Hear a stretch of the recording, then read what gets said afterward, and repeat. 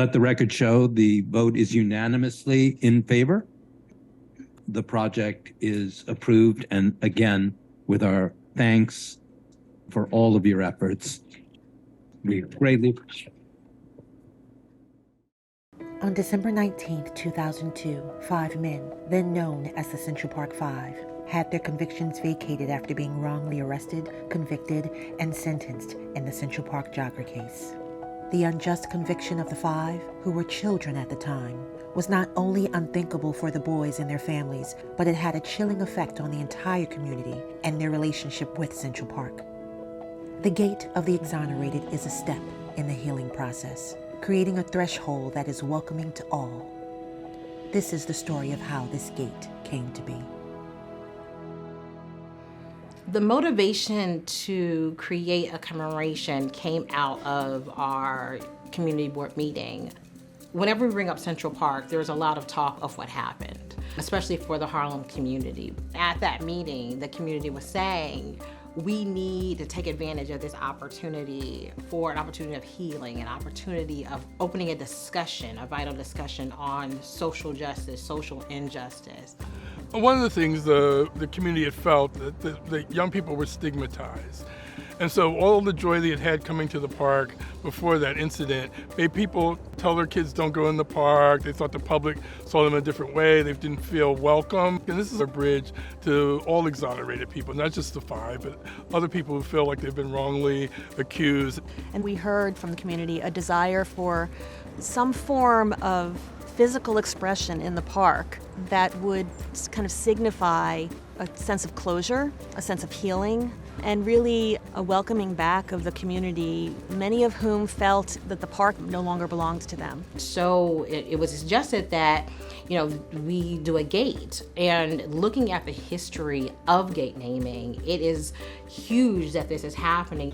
When the entrances to the park were being named, when the park was being constructed in the 1860s, what the commissioners of the park came up with was the idea that since the park was really designed to be for all of the people, that the gates, the entrances, should be named for everybody. And what they came up with was each of the entrances would be named for a group of people that they intended to be all-inclusive, and everybody who came to the park would find at least one entrance that included them. The Harlem elected officials thought that was a good idea. We canvassed all the five exonerated young men. They thought it was a supportive idea, and we took it to the mayor's office and moved it forward.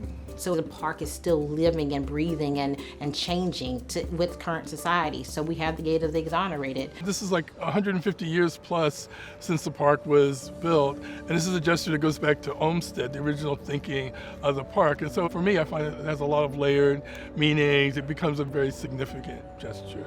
It connects this commemorative gesture to the history of the park and to the history of how and why the gates were named, to communicate to the people of the city that the park belonged to them and to welcome the people of the city into the park. The world knows about Central Park, so to have this there as this gateway to and from Harlem is huge. One of the things that we learned in the pandemic is that you cannot just lean on your insular group, that we need to come together as a society. And if you look at the Gate of the Exonerated, it really has engaged all aspects of the community, not only the victims of that period and their loss and sense of sort of recapturing their life, but I think it binds us all together, whether you're a park user, a resident of Harlem, or someone just reading about this gesture in a broader way. It speaks to tying the knot, bringing all those different aspects together in a sort of thoughtful and meaningful way. So the Gate of the Exonerated is definitely, I think, the manifestation of healing and hope. When you see the words exonerated, you know that there has been a change, that there has been an injustice done, but there's the hope of a new life, a hope of a new beginning, and the feeling of being healed from whatever harms in your past, and that is moving into a new life. So hopefully that's what people will feel and see when they go through the gate.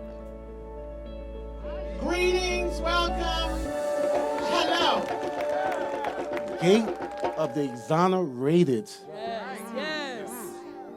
This for everybody. So today is the first day that I really enter into the park, and I bring my daughter with me. And instead of a social death, we was able to emerge like the phoenix from the ashes. The Exonerated Five is the American black boy man story. Naming this entrance the Gate of the Exonerated is historic. No gate has been named in Central Park since the original names were given in 1862. It's amazing. Amazing.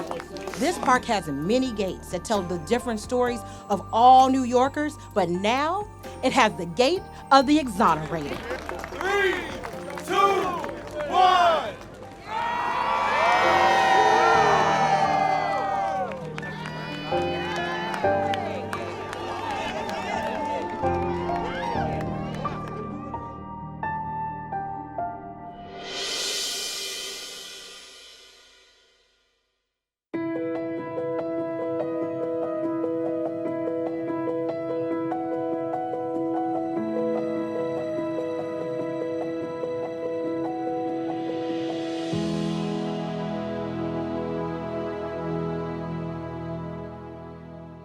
My background in training is in sculpture, art restoration, and masonry. The people that will be doing the chiseling are the preservation technicians and myself. All of us will have a little bit of a part in doing some of the work. And the new name will be inscribed in a manner that replicates the other gates throughout the park. The stone will be debossed and honed flat to receive the inscription, leaving behind a 1-inch frame with in-kind tooling. And then we'll be using a template to transfer the font and layout using an air scribe to etch into the stone. And then following that, we'll be carving into the stone using pneumatic chisels and hand chisels and rasps and files to finish up the work. What makes this project special is it's not very often that you get to insert something into the park that's new and permanent and something that's going to mean so much to the entire community.